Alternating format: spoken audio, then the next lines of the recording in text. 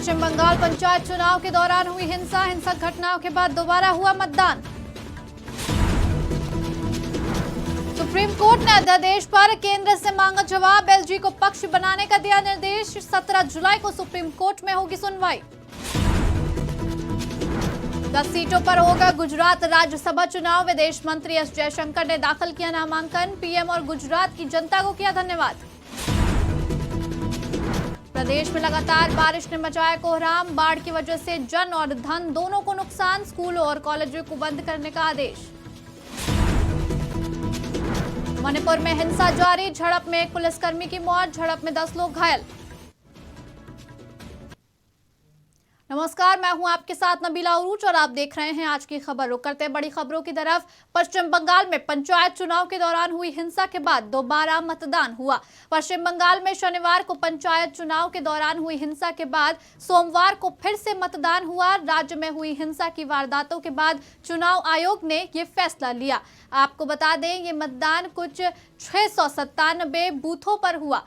ताजा घटनाक्रम में हिंसा की जांच के लिए बीजेपी एक डेलीगेशन भेजने वाली है, जो मंगलवार 11 जुलाई को पहुंचना है। यह डेलीगेशन बीजेपी नेता रविशंकर प्रसाद के नेतृत्व में पश्चिम बंगाल भेजा जाएगा, जिसमें बीजेपी के 3 सांसद डॉक्टर राजदीप रॉय, सत्यपाल सिंह और रेखा वर्मा भी शामिल रहेंगे। हिंसा के बीच करीब 18 लोगों की मौत के बाद पंचायत चुनाव के लिए मतदान रद्द कर दिया गया था।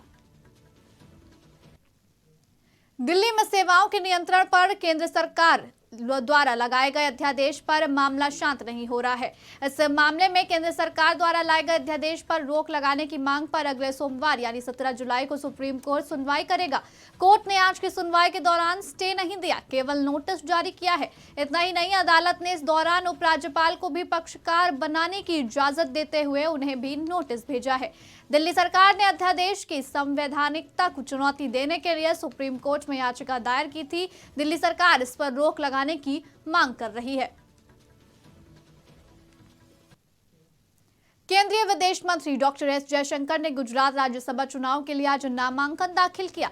कुल 10 राज्यसभा सीटों पर इसी महीने चुनाव होना है, जिसमें गुजरात की 3 सीटें शामिल हैं। इनमें से एक सीट के लिए जयशंकर ने नामांकन दाखिल किया है। जानकारी के लिए आपको बता दें कि अगस्त में उनका राज्यसभा का कार्यकाल खत्म हो रहा है। तो वहीं नामांकन दाखिल करने के बाद मीडिया से बात करते हुए केंद्रीय मंत्री एस जयशंकर ने कहा कि मुझे गुजरात से दोबारा सांसद चुनने के लिए मैं प्रधानमंत्री नरेंद्र मोदी और गुजरात की जनता को धन्यवाद देना चाहता हूं। और क्या कुछ कहा मंत्री एस जयशंकर ने, आप भी सुनिए। नीचे रखने दो, नीचे करो, बोलो बस।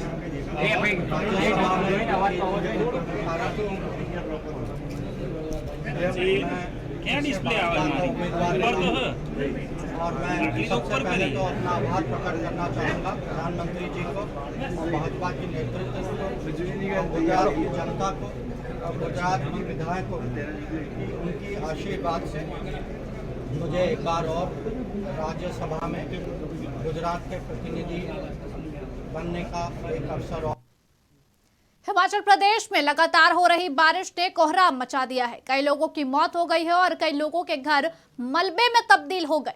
बारिश और बाढ़ की वजह से जन और धन दोनों का काफी ज्यादा नुकसान हुआ है। सोलन के बद्दी नालागढ़ औद्योगिक क्षेत्र में एक पुल का पूरा हिस्सा ही बह गया, जिसका वीडियो भी सामने आया है। तो वहीं एनडीआरएफ की एक टीम ने देर रात के ऑपरेशन में मंडी जिले के नगवाई गांव के पास ब्यास नदी में फंसे 6 लोगों को बचाया। लगातार बारिश के बाद नदी का जलस्तर काफी बढ़ गया है। इस बीच कुल्लू जिले के कसोल में फंसे 5 लोगों को भी बचाया गया है। राज्य के अधिकारियों ने स्कूलों और कॉलेजों को 2 दिनों के लिए बंद करने का आदेश दिया है। मणिपुर में हिंसा रुकने का नाम नहीं ले रही है और आए दिन मुठभेड़, आगजनी और झड़प की खबरें आती रहती हैं। इसी बीच मणिपुर के पश्चिमी कांगपोकपी इलाके में रात भर हुई झड़प के बाद एक पुलिसकर्मी की मौत हो गई और कम से कम 10 लोग घायल हो गए। जानकारी के लिए आपको बता दें कि 3 मई से मणिपुर में हो रही हिंसा की शुरुआत हुई थी, जब मैतेई समुदाय और कुकी आदिवासी के बीच हिंसा भड़क उठी।